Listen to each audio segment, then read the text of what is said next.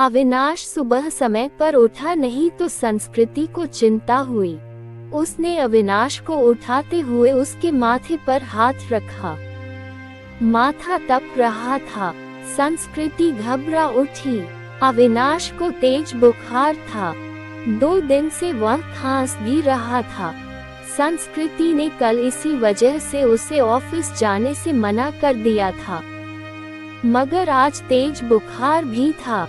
उसने जल्दी से अविनाश को दवा खिलाकर माथे पर ठंडे पानी की पट्टी रखी। संस्कृति और अविनाश की शादी को अभी ज्यादा वक्त नहीं गुजरा था। 2 साल ही हुए थे। पिछले साल तक सास ससुर साथ में रहते थे, मगर कोरोना में संस्कृति की जेठानी की मौत हो गई तो सास ससुर बड़े बेटे के पास रहने चले गए। उसके बाद कोरोना का प्रकोप बढ़ता ही गया। इसी कारण मुझे लगा कि किसी को मदद के लिए बुला लेना चाहिए, तो मैंने भाई को मदद के लिए बुला लिया और वो कुछ दिन यहाँ रहने के लिए आ गया। दोस्तों, मेरा नाम संस्कृति है और यह कहानी मेरी और मेरे भाई की है। ये सिलसिला तभी शुरू हुआ जब वो यहाँ मेरा साथ देने आया।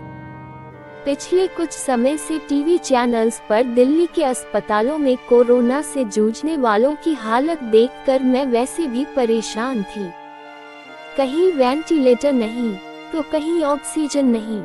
मरीजों को अस्पतालों में बेड तक नहीं मिल रहा था। ऐसे में अब उनका क्या होगा, ये सोचकर ही वह कांप उठी। जल्दी से मैंने सास को फोन लगाया। माँ, अविनाश को सुबह से बहुत तेज बुखार है, क्या करूं? बेटा, ये समय ही बुरा चल रहा है। राजू भी कोरोना पॉजिटिव है, वरना उसे भेज देती। हम खुद उसकी देखभाल में लगे हुए हैं। तू ऐसा कर, जल्दी से डॉक्टर को बुला और दवाएं शुरू कर। हाँ माँ, वह तो करना ही होगा। ऐसे कहकर मैंने फोन काट दिया। मेरी सास की भी तबीयत भी सही नहीं चल रही है, वरना जेठ जी को ही बुला लेती।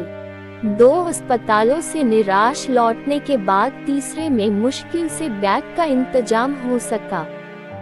सास ससुर और जेठ भी दूसरे शहर में थे, सो मदद के लिए आ नहीं सके।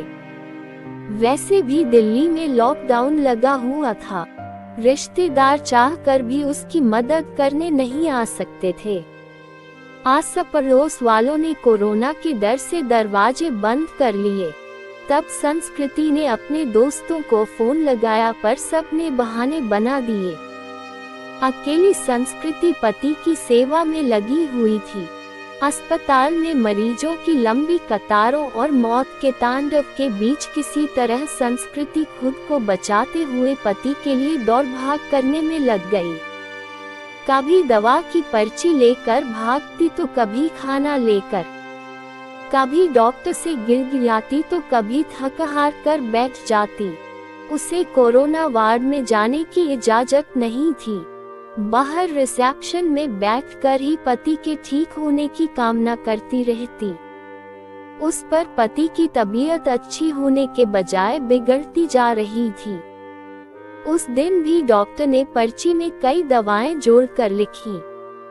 वह दवाएं लेने गई, मगर जो सबसे जरूरी दवा थी वही नहीं मिली।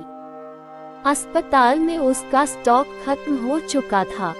तो मैं परेशान रहने लगी, क्योंकि मेरे से अकेले ये सब नहीं हो पा रहा था। तब मैंने अपनी माँ को फोन लगाया। तब उन्होंने फैसला किया कि वह राहुल को भेज देती है। राहुल मेरे सगे भाई का नाम है और वह एक अच्छी कंपनी में इंजीनियर है। कोरोना की वजह से सब ऑफिस बंद थे, तो वो मदद करने के लिए मान गया। वो बात करने के बाद अगले दिन ही आ गया। मेरा भाई बचपन से ही मुझ पर ध्यान देता था, इसलिए मैं बचपन से ही उसके बारे में सोचा करती थी, किंतु कभी कहने का मौका नहीं मिला और मैंने अपनी किस्मत के साथ समझौता करके दूसरे शहर आ गई। हालांकि मुझे अपनी इस गलती पर बहुत पछतावा था, किंतु अब बात हाथ से निकल चुकी थी। किंतु जब 2020 में जब कोरोना हुआ तो किस्मत ने दोबारा साथ दिया, तो मैंने इस मौके को हाथ से नहीं जाने दिया। उस दिन राहुल सीधा अस्पताल ही पहुंचा था, क्योंकि अविनाश पिछले 2 दिन से अस्पताल में था। राहुल के आते ही मेरी परेशानी दूर होने लगी, क्योंकि राहुल बचपन से ही बहुत समझदार था। वो मुझसे सिर्फ 1 साल बड़ा था। जब ये घटना हुई तब मैं 25 साल की थी और वो 26 का। उसने घर से लेकर अस्पताल तक का सारा काम संभाल लिया और मेहनत रंग लाए। अविनाश लौटकर घर आने वाला था। 2 दिन बाद उसे छुट्टी मिलने वाली थी। मुझे अपने बचपन का सपना याद आने लगा, तो मैंने इसे हकीकत में बदलने का सोचा, किंतु समझ नहीं आ रहा था कि कैसे बात करूं। फिर मैंने एक प्लान बना लिया। शाम को 6 बजे राहुल ने अस्पताल से घर लौटना था, तो मैंने उसकी पसंद के रंग की आउटफिट पहनी, तो उसने आते ही नोटिस भी किया और तारीफ भी। बस यही से मैंने तीर पर निशाना लगाने का सोचा। मैंने हिम्मत करके पहल कर दी तो वो डर गया और आनाकानी करने लगा, तो मैंने उसे समझाया कि कैसे वह बचपन से प्लान बना रही है और अब तक बात नहीं बन रही थी। किंतु अब मेरी किस्मत को चमकने दो।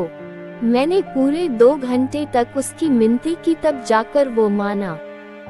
मैंने अविनाश के घर लौटने से पहले राहुल से कई बार अपना काम निकलवाया था। तब से ही यह सिलसिला आज भी चल रहा है और अविनाश को ये हाथ नहीं पता है और न ही मेरे घर में किसी और को।